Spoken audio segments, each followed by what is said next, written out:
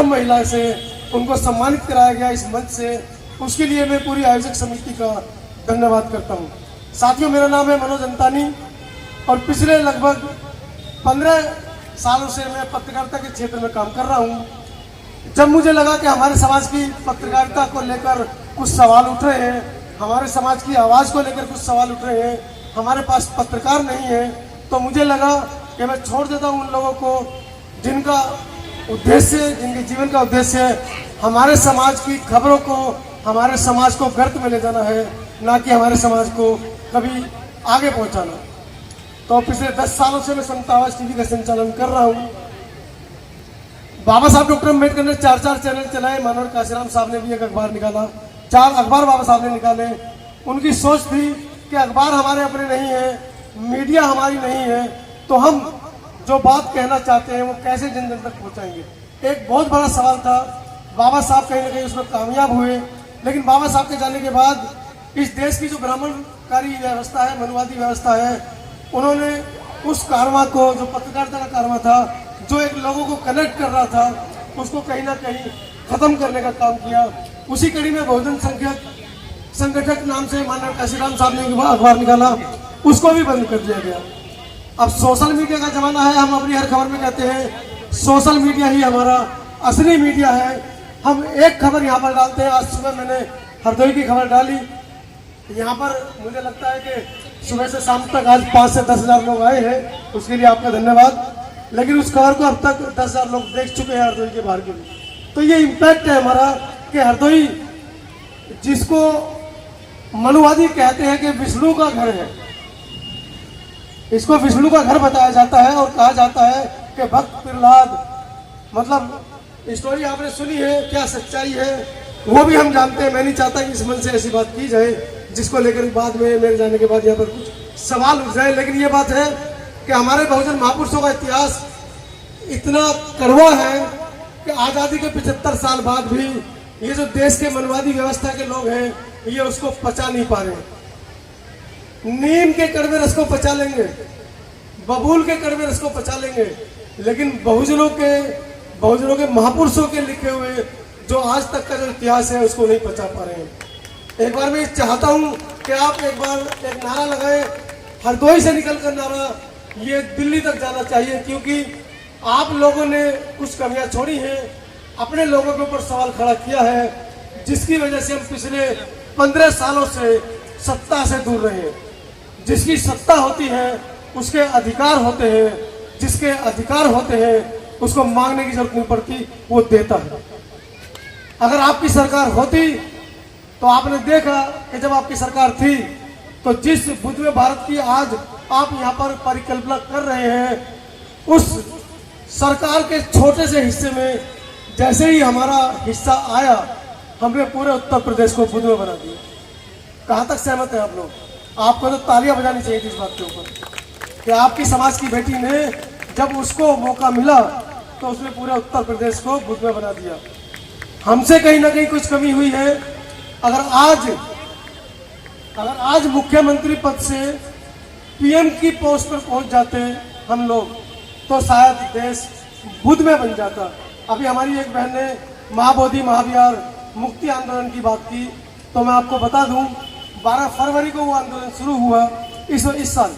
हालांकि वो आंदोलन पिछले 150 सालों से ज़्यादा से चला आ रहा है। 25 तारीख को मैं दिल्ली से निकला, फरवरी को 26 फरवरी को मैं बोध गया पहुंच जाता हूं। 105 दिन की दिन रात की रिपोर्टिंग मैंने वहां से की। ना मैंने परिवार को देखा, ना बच्चों को देखा, ना पत्नी को देखा। 105 दिन रिपोर्टिंग करने के बाद 4 दिन पहले मैं दिल्ली पहुंचा। दिल्ली पहुंचकर हमारी बहन अंजलि का फोन आया कि सर ऐसे ऐसे हम एक कार्यक्रम कर रहे हैं। मैंने कहा इस कार्यक्रम में तो मैं हमेशा आता हूँ, तो मैं आप लोगों के बीच में। अब आप सोचिए 110 दिन रिपोर्टिंग आप लोगों के लिए। किस किस ने समता आवाज टीवी देखा है? जिन्होंने नहीं देखा है, समता आवाज टीवी यूट्यूब पे सर्च कीजिएगा, सब्सक्राइब कर दीजिएगा और घंटी पर आने वाला बटन दबा दें, जिससे कि आपको आपकी आवाज़ें मिलती रहे। हमारे भाई गौतम जी यहाँ बैठे हैं। गौतम जी 5 साल पहले कार्यक्रम में आए थे, मुलाकात हुई थी। बोले भैया क्या करूँ, मैंने कहा पत्रकार की कमी है, बाबा साहब बड़े रोते थे पत्रकार नहीं है, पत्रकारिता करो। इन्होंने अपना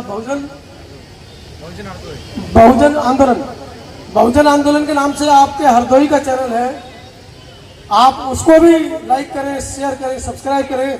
मैं फिर कह रहा हूँ, बहुजन मीडिया ही हमारा असली मीडिया है। आज हरदोई के अंदर इतनी बड़ी सभा आप लोगों ने की है, बीजेपी के हरदोई के अध्यक्ष यहाँ पहुंचे हैं। हमारे समाज की हरदोई की प्रथम महिला जिला पंचायत सदस्य, माफ कीजिएगा, जिला पंचायत अध्यक्ष प्रेमावती जी पहुंची है। लेकिन लानत है उन मीडिया कर्मियों पर जो बीजेपी कांग्रेस के अगर कार्यक्रम होते और प्रेमा जी वहां पहुंच जाती तो लाइन लगकर रिपोर्टिंग हो रही होती, क्योंकि ये उस दलित बहुजन पिछड़े समाज का मंच है जहां पर उनको आने में भी हमारे शरीर से बदबू आती है। हमारे हाथ का पानी वो पी लेंगे तो शायद उनको हरिद्वार जाकर नहाना पड़ेगा और ये कहना पड़ेगा कि हम शुद्ध हो गए। तो ऐसे लोगों को भी चिन्हित कीजिए, ऐसे लोगों को भी आप सोचिए कि अब जब आप अपना कार्यक्रम करते हैं तो चलो मैं तो दिल्ली से आ गया हूँ, लेकिन आपको आगे ध्यान रखना है कि जो आपके हरदोई के जो बहुजन मीडिया कर्मी है, 4-5 लड़के लड़कियां हैं जो काम कर रहे हैं, उनको भी पूरा सम्मान दें, उनको भी फोन कर स्पेशल बुलाएं, क्योंकि बहुत बड़ी जिम्मेदारी उनके ऊपर है। एक बार पुनः आप सभी लोगों का धन्यवाद। और उपलब्धि ये बता देता हूँ कि आज मैं आपके बीच में खड़ा हूँ, 10 लाख के करीब आप लोगों के माध्यम से सब्सक्राइबर हो गए हैं और 10 करोड़ से ज्यादा लोग आपके इस टीवी चैनल को देखते हैं हर एक महीने के अंदर। ये आपकी उपलब्धि है। एक छोटी सी बात शेयर कर देता हूँ कि जिससे कि आपको पता चले कि आपकी पावर क्या है। उत्तर प्रदेश के मेरठ, सबने नाम सुना है? मेरठ के अंदर एक बस्ती है, नई बस्ती।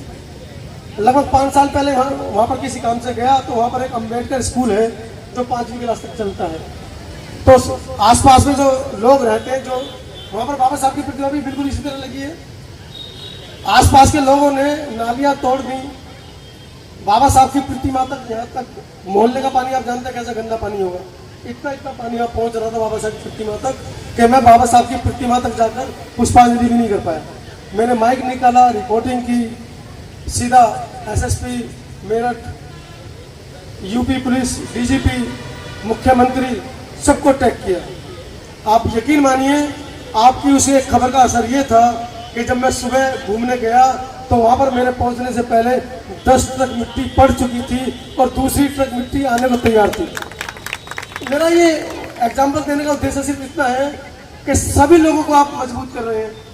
आप लोग कवियों को मजबूत कर रहे हैं, वक्ताओं को मजबूत कर रहे हैं, सांस्कृतिक मंच को, सागर जी को इतना मजबूत किया है कि आज वो मंच पर बैठे हैं और इतने मजबूत हो गए हैं कि उन्होंने अपनी अगली पीढ़ी भी साथ में, देखिए एक बार जोरदार ताली बजा दें।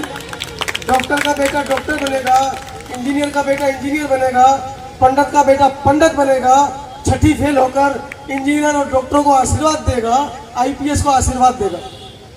क्या आप ऐसी कल्पना सोचते हैं?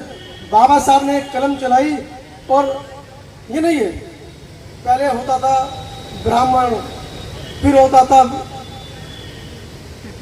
क्षत्रिय, फिर होता था वैश्य, फिर होता था शूद्र। हम कहाँ पर थे? हम इन चारों से भी नीचे थे। अभी पिछले चुनाव में समाजवादी पार्टी के ऑफिस के बाहर बोर्ड लगे, गर्व से कहो हम शूद्र हैं।